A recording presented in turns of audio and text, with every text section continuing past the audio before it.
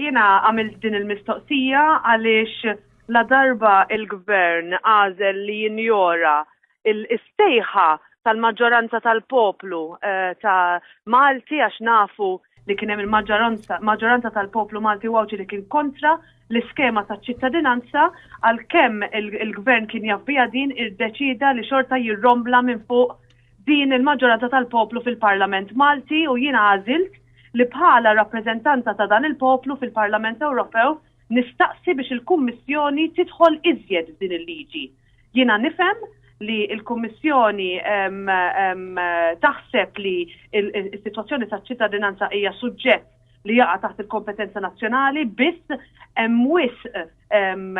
konsegwenzi, hemm wisq affarijiet li mhux qed jingħaddu, pereżempju għal fatt li dawn iċ-ċittadini li se jingħataw iċ-ċittadinanza Maltija aħna maħniex se nkunu nafu, jiġifieri ħajkun hemm ċittadini Ewropej li huma sigriti u din għandha implikazzjonijiet mhux biss fuq il-liġi Maltija iżda wkoll fuq il-liġi Ewropea u anki fuq l-implikazzjonijiet fuq il-vjaġġar fiż-żona Schengen. Aħna ma rridux u jiena ħaniġġielida din li ċ-ċittadini Maltin veri, jiġifieri n-nies li huma mwilda Malta li għandhom il-passaport Malti għaliex għandhom link qawwi ma' Malta ibatu il-konsegwenzi tal-fatt li ħajkun hemm 600 kull sena ta' ċittadini sigreti li ħajxekklu milli ħalluna li ngawdu id-drittijiet tagħna bħala ċittadini Ewropej. Il-pajjiż ta' Montenegro huwa bħalissa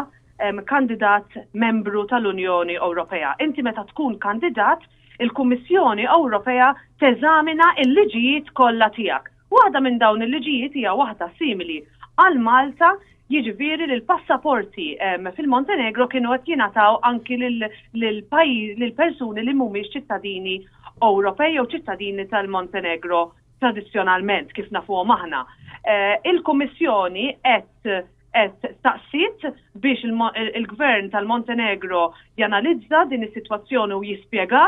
u jiena staqsejt fil-mistoqsija tiegħi lill-Kummissjoni biex tgħidli u tajt lill-Parlament Ewropew u finalment lill-Gvern u lill-pajjiż ta' Malta x'ħareġ minn dawn id-diskussjonijiet.